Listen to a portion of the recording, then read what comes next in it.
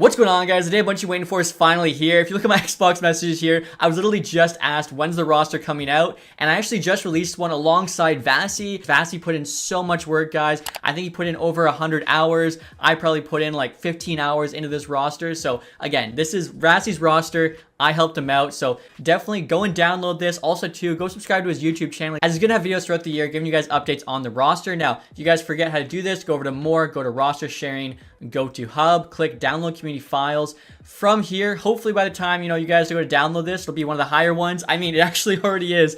Just went up today, a couple hours ago, already. I don't know, what is that? Quick math, 7th there on the list. Vasi X Tactics Update 1, that's the one you want to download, guys. Now to do that, guys, you simply click A to download file. And then once your download's complete, you're going to want to click Set Download as Active Roster. And you want to be nice, guys, once you download the roster, go to My Downloads on the roster share screen and click X, or I think that'd be square on PlayStation, just to drop the roster a like. Now one thing to note, guys, once you download the roster, sometimes it doesn't automatically activate. So even here, like it shows there's a check mark. I might still have the EA roster, so what I'm going to do is just click off onto the most recent EA one and then click back onto our roster. That'll ensure that you actually do have the most active one. Easy way to check this, simply go to Creation Zone, look at created players, and if you see over 500 created players, you're using the right roster. So Vasi absolutely went off here. I'll just quickly kind of go through all the names, but he did all the created players here, except for like maybe, a couple that I made. I think he did awesome work. The main thing I helped him with was the prospects. I did all the CHL guys. I also tried to update some of the NHL player, potential, position, player types, things like that. Speaking of though, I'll show you guys, some of the more notable guys. So Ivan Demidov here, of course, Montreal Canadiens fans, very excited to see him. Also, too, coming up, the guy in the thumbnail who should be going first overall this year's draft. You got James Hagens there. So again, all the top prospects, but you also got, some Easter egg ones. I just saw one. If you guys have a good eye, you might have noticed it as well. But if you go through here, like I said, pretty much everyone you're going to want in the game is here. There's also a ton of legends. So once we go to the P's, I'll show you guys my favorite legend, one of my favorite players of all time, Paul Kariya here on the Anaheim Ducks. So again, tons of good players. You saw Phil Kessel there. If you want to sign him in free agency, continue that Iron Man streak, you'll have the option to do so. So again, there's just too many guys here to literally go through every single player individually and show you all the attributes, things like that. But hopefully you can at least, pause the screen, see the overall, the position, and go from there. I know a lot of people on PlayStation really bummed they can't download this.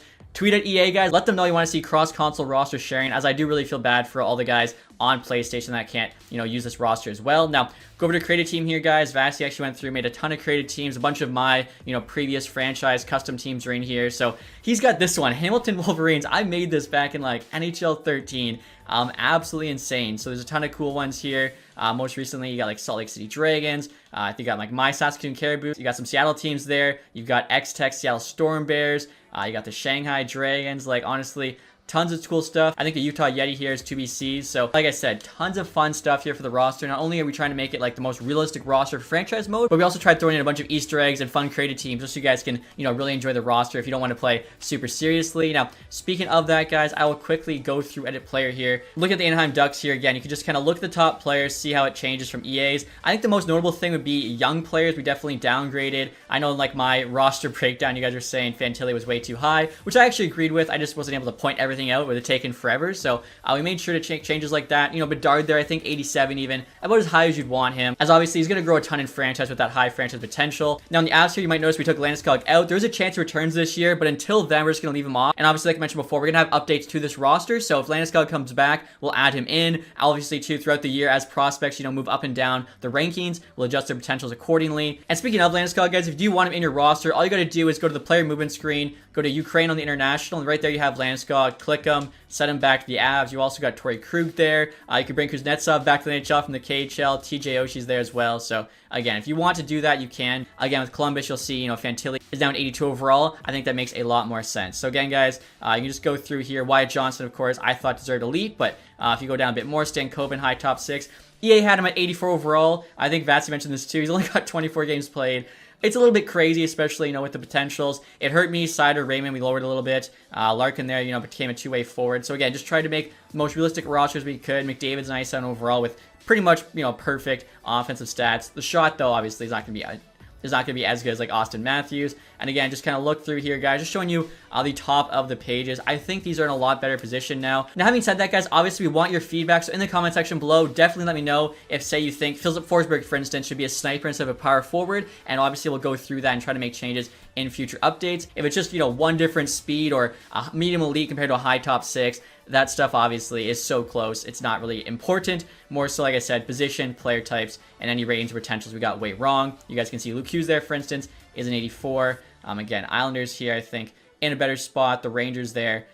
Fox is actually higher than Panarin now. I'm sure Rangers fans, I'm not sure if they're going to agree with that, but I think Fox, very good defenseman. I know Thomas Chabot here, for instance, he's a guy I actually missed, was supposed to be lefty, not right, and also an offensive defenseman, not a two-way. So, like I said, things like that, definitely feel free to point them out.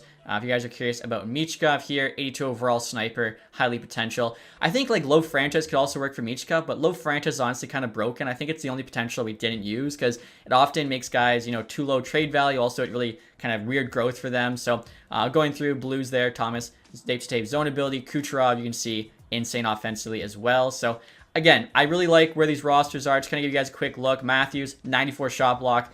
EA had it at 82, even though the guy led forwards in shot blocking the last couple of years. Keller there leading Utah, Canucks. Hughes, of course, still at the top. You got Vegas there. You got Washington. I think Carlson a little bit lower there. The Jets, I think, also look pretty good. So, like I said, guys, just a quick look at NHL. I don't want to spend too long just because this video would be like literally 3 hours. We went through everything. For instance, though, WHL, I think the prospects, like I said, I spent a lot of time in the CHL trying to get that all fixed. So you go to a team like the Medicine Hat Tigers, you can see McKenna there, 79 overall. That when he's drafted, he should be a low 80. Now, speaking of that, I think Landon Dupont was glitched. He would never grow during his CHL year, so he was coming out of the draft at a 70. Now he should be at least a 79. Hopefully EA will fix that, though, and he'll actually be a low 80 like McKenna. Again, both those guys, franchise potential, because I do think, they are that good. And now if we go to the OHL quickly here, I'll show you guys my Windsor Spitfires. You got Belchet's, of course, first overall pick in the OHL.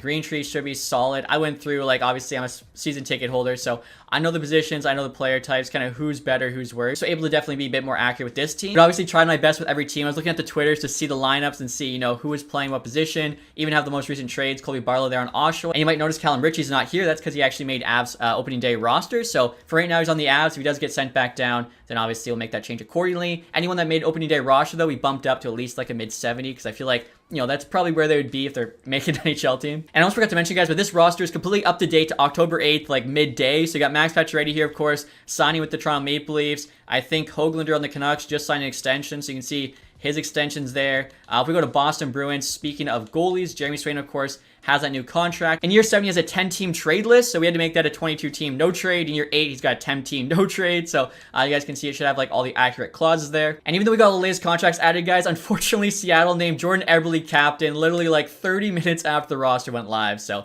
you'll have to do that one yourself. And so next, you guys will show what the roster looks like in franchise mode. Starting off here, you can see the new team ratings. I feel like these are a lot more accurate now. For instance, you got the Flames, they're actually lowest team in the Pacific behind Anaheim and San Jose, but those teams are close. Edmonton there's actually below the Canucks and the Golden Knights. Now this is probably just because they have a lower rated goalie in Skinner. The goalie rating heavily influences the total team overall. In the Central here, of course, you still have Chicago in last. They're 84 overall. Atlantic, obviously got a lot of solid teams. Montreal, though, would be the worst, 83. The best is Boston, Tampa, Toronto. In the Atlantic here, worst there's Columbus, and then the best, the New York Rangers. So again, I think these are a lot more realistic now than before. And if you're using this roster, guys, I would suggest having the Simmons scoring set to medium with the shot frequency at high. That should give you the most realistic numbers. Also, too, I think the first 3 years you want the draft class quality / prospect quality at low, because you have so many real prospects in the 2025, 2026, 2027 drafts. After that, you'll boost it up to medium for 2028 and onward. And now that we're in the franchise mode, guys, I'll show what free agency is looking like. We definitely made sure to lower all those ratings, because if a guy's a low 80, he's going to make an NHL team when you have third liners as an 82 or whatever. So now the highest rated free agents are 79. I think this makes a lot more sense because 79 is not terrible. You could, utilize them, but Kevin Shattenkirk here, who's 35, offensive defenseman. Most teams have a younger guy who can play that role, even if they are, similar rated. So these are guys that are going to have a harder time finding a spot on a team. I've sort here by potential. I think we did find there's one, thing wrong. Dower Nielsen, for some reason, isn't being left on Red Wings. He probably went to 51 contracts on accident. Didn't notice that, but will be fixed, like I said, when we do an update. But overall, I think free agency is in a much better spot. All right, guys, so I just finished saving through a season. If you look at the standings here, I feel like it's not too bad. Probably the only big shocker would be the Predators somehow getting last in the Central Division. Over in the East, Again, not too bad. The Bruins just barely missed. I don't see it happening, but at least they had 91 points. In the Metro, I think the Rangers are going to get in. They just missed. Other than that, though, like, I think this actually is, pretty good results, especially since sometimes you'll have, like, the Sharks win the Pacific Division or something crazy like that. If we look at the league leaders here, you'll see McKinnon, 123 points. Obviously, that's pretty realistic. Behind him, you got a good amount of guys there. Finishing with 100 plus, the biggest shocker to me would be Dylan Strome there on the Capitals, 102. McKinnon as well, goal leader, 59. Matthews, though, and Pasternak all tied with him. Ovi breaks Gretzky's goal record. He put up 52. Looking at assists there, it's Mitch Marner, who had almost an assist a game. I mean, it's a contract year. He might do that. Yorgi there had the most wins. Avs still sims so well, even without Landeskog being on their team. But you guys can see the rest of the goalie stats there. We'll take a quick look here, too, at rookie skaters. Also, too, if you guys are curious, I feel like the goalie stats are actually pretty realistic here. You got Ingram with like a 9.2 almost, same with Bobrovsky, Luukkonen, Decord there as well. So usually, like, that's kind of hard to get. Just Sturkin at a 9.17. Goals against there aren't too bad. Now, like I said, we'll take a look at the rookie class. Celebrini, probably going to win the Calder, 67. Smith there behind him, so the Sharks rookies pop off. Michkov there, not doing too bad. Obviously made sure to have Michkov as a sniper, not a playmaker like EA had him. After that, definitely a big fall off. Cutter Gauthier probably was getting played like fourth line or something by the Ducks. And right here, guys, you can see the draft lottery. So you got Ottawa jumping from 2 to 1, St. Louis from 12 to 2. You might notice too, a big thing, Calgary actually has their draft pick because real life, they're probably going to be a bottom 10 team, in which case they get to hold on to their pick, and Montreal actually get Florida's pick. In game, if you don't do that change, Montreal gets like 2 top 5 picks. Also, I just noticed we might have to go back to the drawing board with this roster. As the Maple Leafs there win the Stanley Cup, I'm not so sure about that one. I was talking about, how realistic this thing was. And yeah, already being proven wrong. Looking at the awards here, just making sure, everything makes sense. You got Avalanche domination, but apart from that, I think pretty good. Ingram winning the Vezina.